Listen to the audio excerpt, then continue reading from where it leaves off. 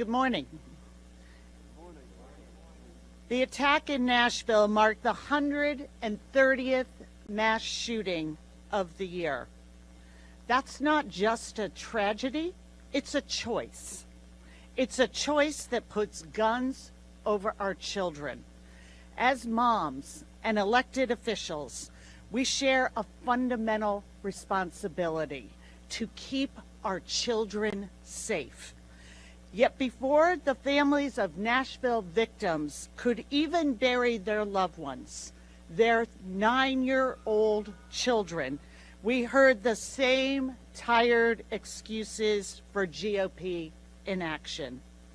If you are prioritizing the sale of AR-15s over the lives of our children, if you are putting the demands of the gun lobby over the safety of our families, if you are trying to hide behind responsible gun owners rather than act to keep dangerous people from mowing down our kids, then what are you doing in Congress? House Democrats will not allow this vile cynicism to pass for solutions. The least the MAGA majority can do is have the courage to show parents where they stand. Give us a vote on the assault weapons. Give us a vote on background checks. Bring it to the floor. Put yourself on record. Show the American people your priorities. Is it our kids or is it guns? And now it is my privilege to yield to a colleague who's always made her priorities crystal clear. An unrivaled champion for gun safety, a voice for parents across this country, Congresswoman Lucy McBath.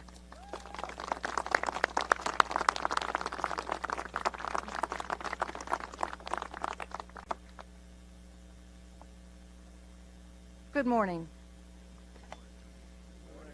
As a survivor of gun violence, today we stand on these steps mourning the murder of our children once again, and again, and again, and again. America isn't ideal. It is the notion that the days of our children will be better than our own. It's the idea that hard work, education, and love for your neighbor will give every family a chance at the American dream. Why then have we not made good on our promise as a nation? A promise that our kids can laugh and learn and play in their schools without the fear of a shootout. We should not need sandbags in our schools to protect our kids. We should not need bunkers in their school bathrooms to keep them safe. Our children should not be forced to live in a war zone where bullets may murder a classmate at a moment's notice. What will it take? How much blood must be spilt? How many children must be killed until we do the right thing?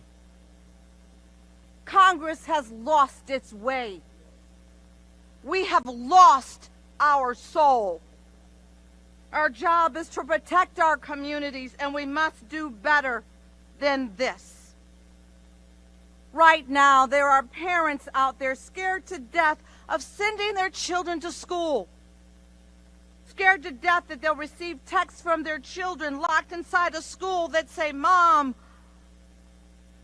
if I don't make it, I love you, and I appreciate everything that you've done for me." This is not who we are as Americans, and it's not who we should become. We can solve this. Weapons of war don't belong on our streets. And I ask children must die before we learn that. And at this time, it's my great distinct honor to introduce to you here the leader of the Democratic Caucus, Hakeem Jeffries.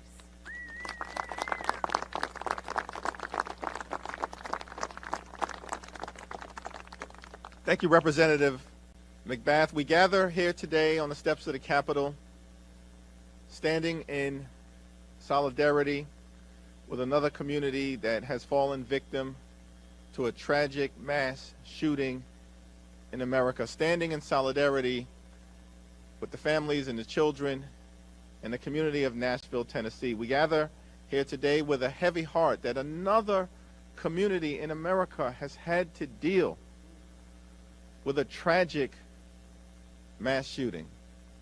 We gather here today not simply as elected officials and members of Congress, but more importantly, as moms, as parents, as Americans, demanding that House Republicans put people over politics and put kids over guns.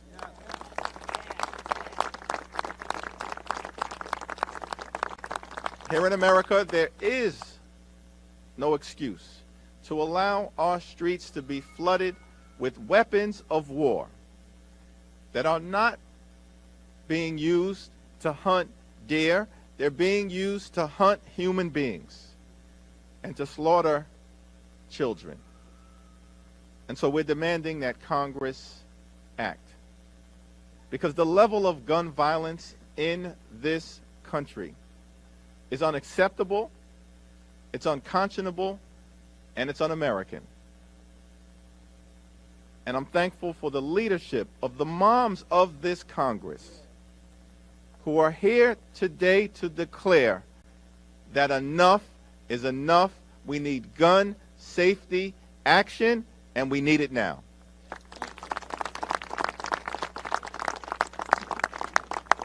Thank you, Leader Jeffries. And now I'd like to yield to Representative Judy Chu.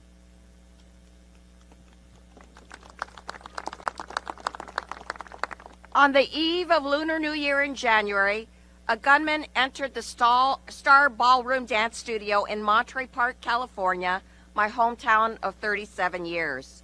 He was armed with a semi-automatic assault pistol and an extended magazine. In his spraying motion, he shot 42 times at the innocent people inside within minutes, murdering 11 people and injuring 9 others. In the wake of this traumatic event, when we should have been joyfully celebrating a new year, the Asian American community was reeling with grief and loss. And now, in Nashville, 3 9-year-olds and 3 adults are dead in yet another mass shooting. I say, enough is enough. We need our Republican colleagues to hear the pleas from constituents and law enforcement in their own districts. We need action. We need universal background checks and an assault weapons ban.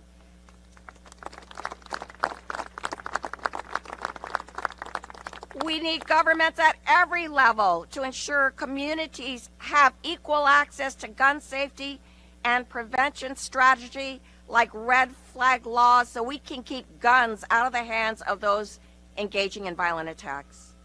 I agree with Brandon Tsai, the hero who disarmed the shooter when he tried to go to a second location. He knew when he saw that shooter, the weapon was not built and customized for robbing the studio. He knew the shooter was looking to kill and inflict as much harm as possible. So House Republicans, where are you on our community's safety? Weapons of war have no place in our streets. Let's get to work to make safety a reality in this country.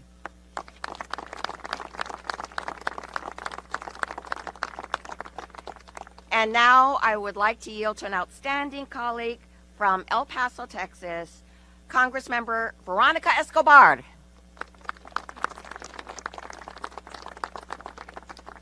Buenas tardes, good afternoon, everyone. On August 3rd, 2019, as children were shopping for school supplies with their parents, as soccer teams were fundraising for their soccer tournaments outside of a Walmart in El Paso, as elderly residents were getting their prescriptions filled at the Walmart in El Paso, a shooter who had driven over 10 hours away from Texas arrived in El Paso and walked in with an assault-style weapon. A shooter who was motivated by hate embarked on what was the deadliest targeted attack on Latinos in modern American history. Within a matter of a few minutes, he slaughtered dozens of people. He injured dozens more. Every single person in my community of El Paso, Texas, a loving, good-hearted community of kindness and goodwill, every single member of my community is a victim and survivor of gun violence because of what we lived through. And on that horrible day, we joined what has been a growing, terrible, tragic club in America of communities that have faced these needless, senseless, horrible tragedies. Just the other day, one of my colleagues stood on this step, a Republican colleague, and when asked about the Nashville shooting, his response was, "We're not going to fix this. We're not going to fix this."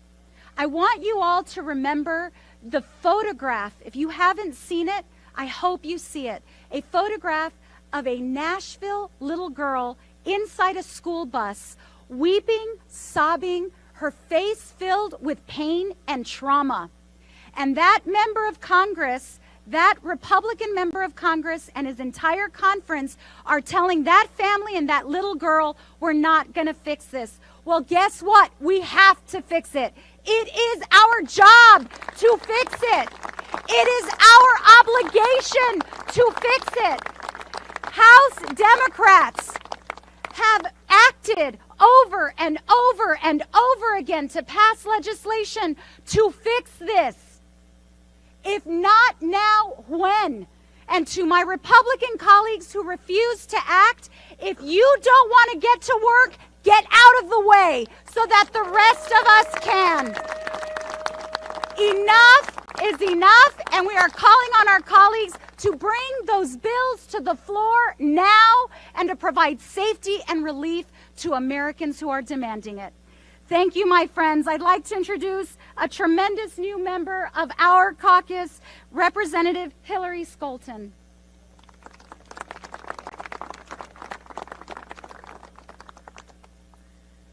Thank you for joining us here today. I stand here today as the mother of 2 school-aged children. Tragedy has struck again and taken from us 3 precious young little lives while they were trying to learn. This is on top of so many other acts of senseless violence in our schools. How much longer? Michigan State University, Uvalde, Texas, Sandy Hook, Oxford, Virginia Tech, Marjorie Stoneman Douglas, and countless other schools carry the scars of trauma with them for the rest of their lives. Their families and friends and surrounding communities will too. The problem of school shootings is a uniquely American problem. Literally no other country on earth has this problem to the extent that we do. The United States has 57 times more school shootings than any other industrialized nation. Between 2008 and 2018, the United States experienced almost 300 school shootings, far more than any other nation in the world. In that same time period, Canada had 2, and the United Kingdom had none. The entire next generation of Americans is being traumatized by this epidemic of gun violence. Since my kids were in preschool, my James, my Wesley, gun violence was always their problem. They were the ones that had to deal with the reality of active shooter drills and actual lockdowns. I believe that it is beyond time that the grown-ups in the room, all of us standing here today, make gun violence and preventing gun violence our problem. That's why we're here today. When I heard about the Covenant shooting, like so many other mothers, I wanted nothing more than to hold my 10-year-old. Just give him a hug. I didn't get to, though, but not because he was ripped apart by the bullets of an AR-15, but because I was here, ready to do the work to make sure that no other parent has to experience the pain that Lucy, the parents of Evelyn, Hallie, and William have had to experience. We have to step up. I'm here today because I'm ready for a new reality. I'm ready for a world where classrooms aren't killing fields, where our children don't have to go to school every day fearing for their lives. This reality is possible. We all can do something about it. That's why I'm here. That's what I'm here to do. To James, to Wesley, to all the other school kids out here, I'm here for you. And I'm ready to fight like a mother to keep you safe in your schools. Thank you. And now I am proud to introduce my friend and colleague, Ilhan Omar.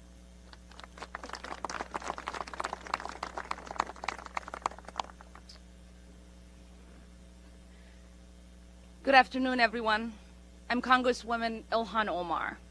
I'm here as the Deputy Chair of the Congressional Progressive Caucus and as a mother of 4. As an American, I'm heartbroken. As a mom, I'm outraged.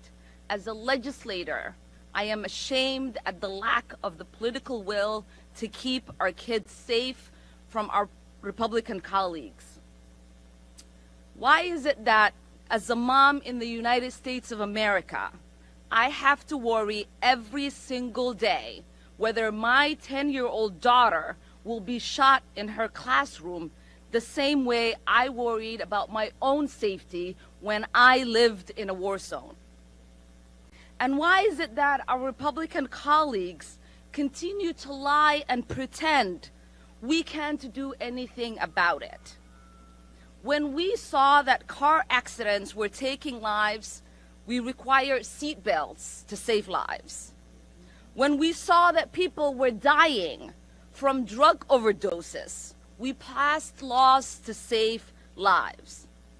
Why is it that when it comes to guns, Republicans throw their hands up and say, we can't do anything, let's continue to pray?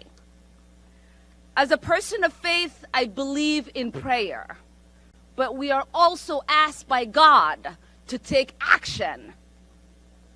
It doesn't make sense unless you look at their campaign donations.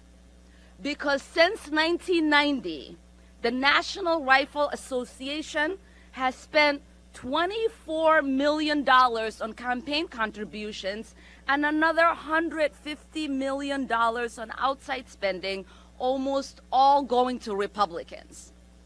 And during the same period of time, we gutted the gun safety measures like the assault weapon ban that helped keep our communities safe.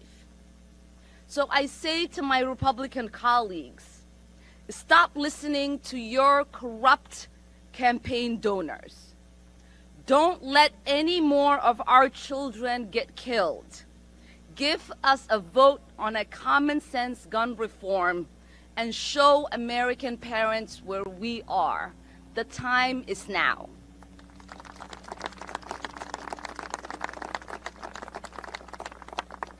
Next, I would like to turn it over to a fellow mom and a fellow Minnesotan, my colleague, Angie Craig.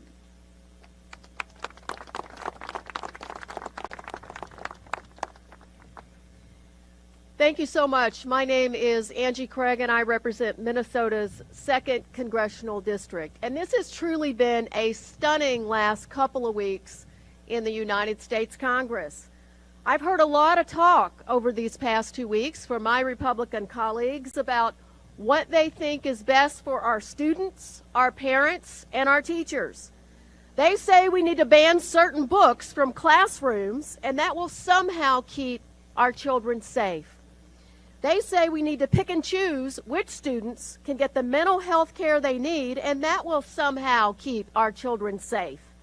As a mother of 4 sons and a grandmother of 1, I have some questions for my Republican colleagues who are so concerned about our children's safety. How many more children have to be murdered in their classrooms before you'll even contemplate banning assault weapons instead of books? How many more parents need to worry when they drop their children off at school before you'll start to support a background check on gun sales? How many more teachers need to lead their students through active shooter drills before you will ask Congress to help us stop the carnage? They want you to think that this is an either-or issue, that we either have basic American rights and freedoms or we have nothing. But that's not how it is. There are extremes that we're talking about. This is about common sense reforms. Like the majority of Americans, including many responsible gun owners like myself, we can have the Second Amendment that allowed me last weekend to go trap shooting, and we can take away assault weapons of war from our streets in America.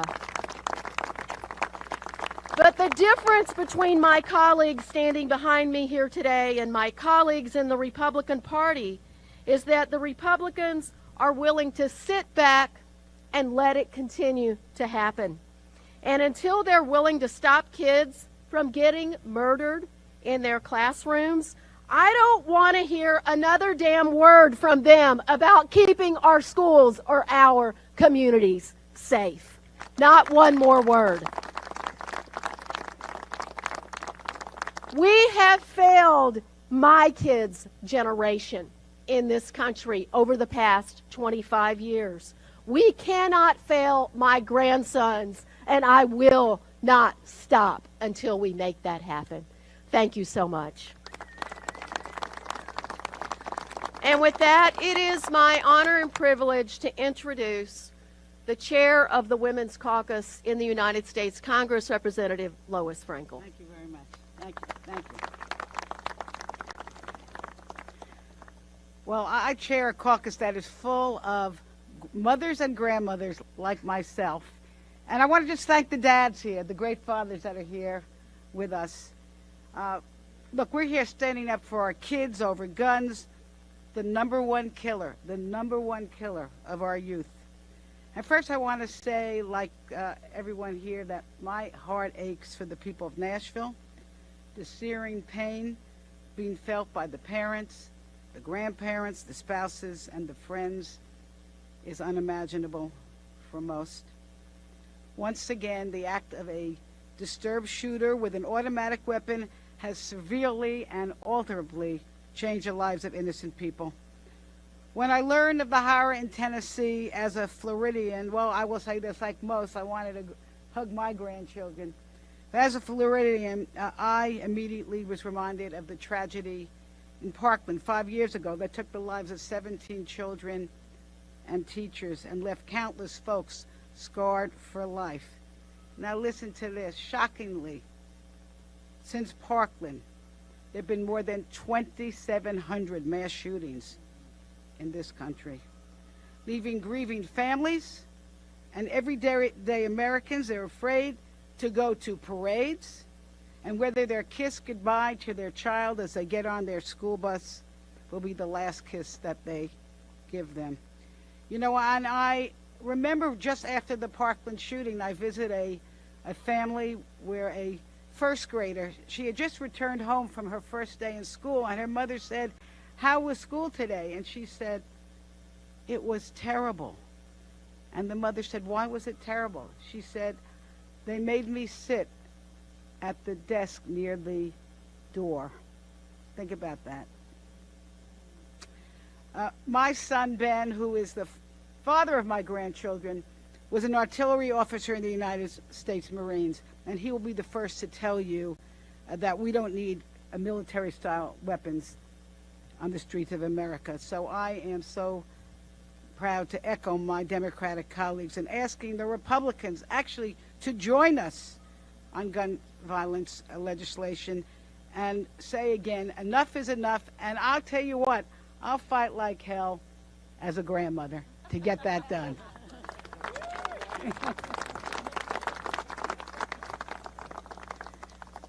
Thank you to all our House Democrats for speaking out today. Thank you to our inspiring advocates for joining us. And I want to thank everyone standing in solidarity, especially our leadership team that in the 117th brought us the first gun safety legislation in 30 years. Speaker Emerita Pelosi, Steny Hoyer, and our assistant leader, Jim Clyburn. I want to thank Congressman Mike Thompson and David Cicilline for being leaders on the legislation, and of course, Leader Jeffries and Caucus Chair Pete Aguilar for helping us always put kids over guns, put people over politics. Thank you.